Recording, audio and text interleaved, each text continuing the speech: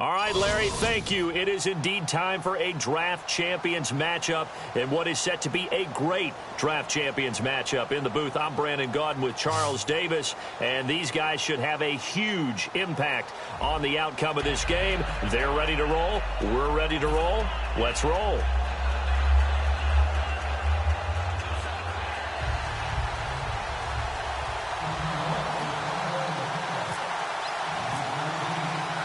Ryan Suckup, the man tasked with getting this one started. And off we go in Draft Champions. And no return on this one as the fair catch is signaled for and taken.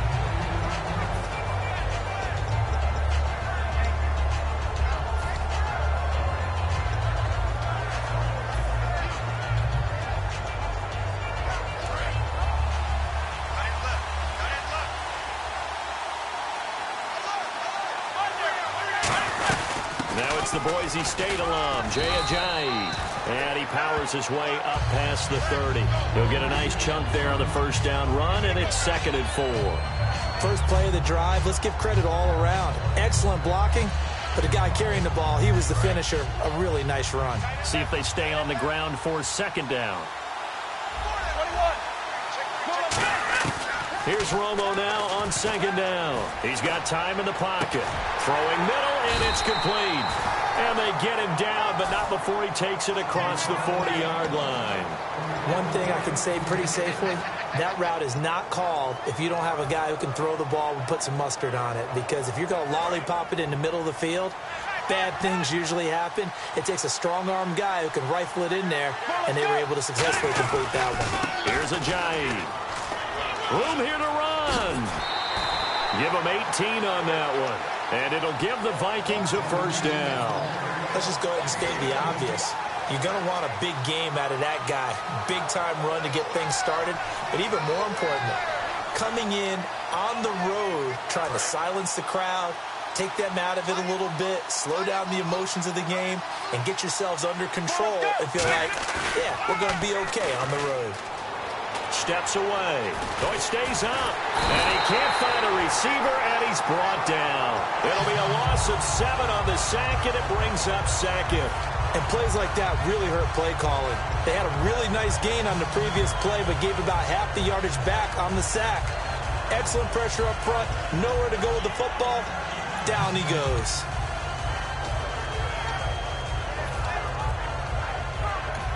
Now with the play clock about to expire, we get a whistle and a timeout. They'll have 2 remaining as we step aside here in this first quarter.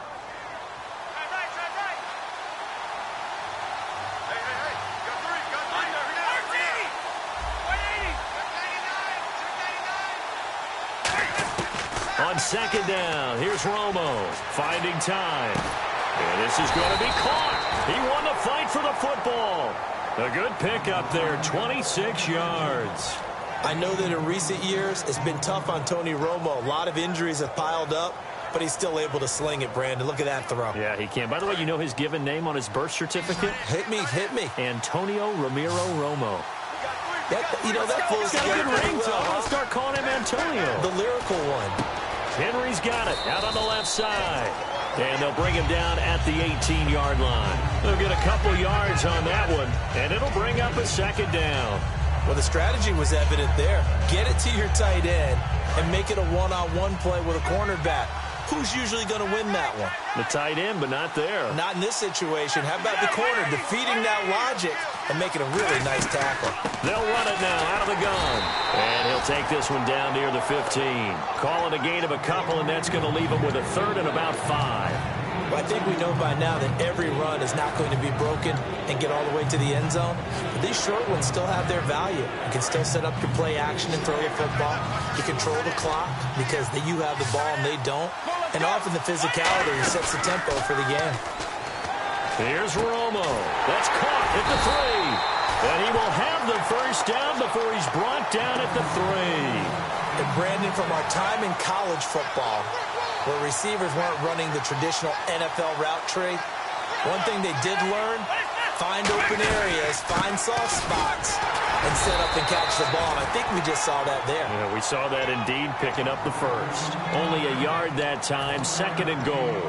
Good first step there defensively, but they're still knocking on the doorstep, so maybe another run here? I think so. One of my favorite coaches used to say, son, if you could darn near lay down near the end zone and get in, give me my best power. It's caught in the end zone. Touchdown, Minnesota. Jalen Strong, a 2-yard touchdown grab. And the Vikings take the ball down the field and score on their opening drive. Now Andrew Frank's on for the point after.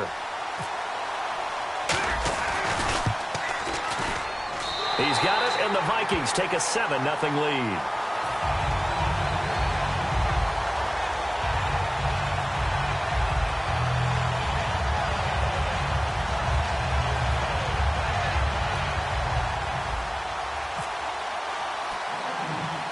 Frank's now on to kick it away after the touchdown.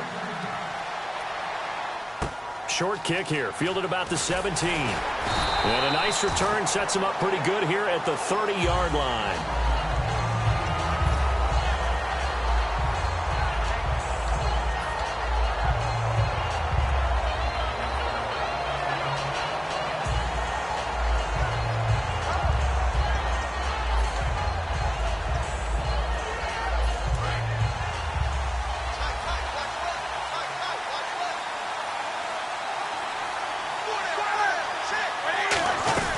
They'll run with a backup. This is Williams. And he is going to lose yardage here.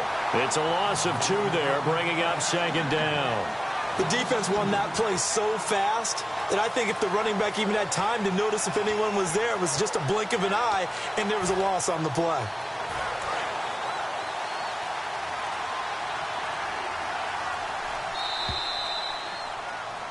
With Charles Davis, I'm Brandon Gaudin. It's the hometown guys with the football here to begin this second quarter of play, but they face a 2nd and long to start things out.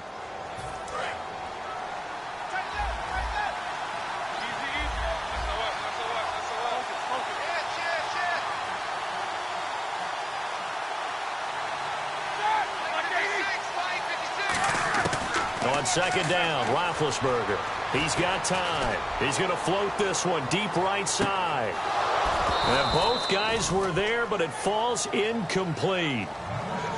And when all else fails as a defender, when you're not there in the coverage, your best friend is exactly what we saw there. A big play shot taken by the offense. Unfortunately, it ended in a big drop.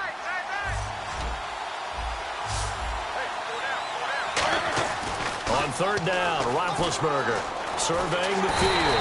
Nowhere to escape, and he goes down. Jerry.